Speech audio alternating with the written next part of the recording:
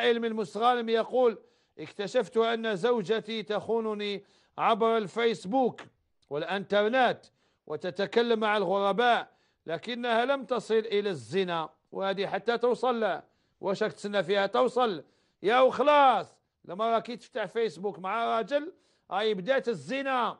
قال عليه الصلاة والسلام: العينان تزنيان وزناهما النظر، واللسان يزني وزناه الكلام.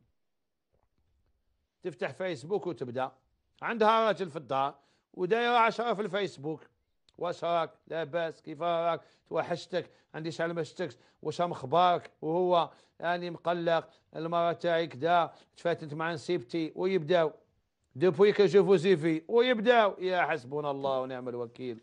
شوف ديك المرأة، قال لك ولكن لم تصل إلى الزنا، هاي بدات الزنا. فهل أسامحها أم أطلقها؟ انصحني ماذا أفعل؟ شوف انت واش دير.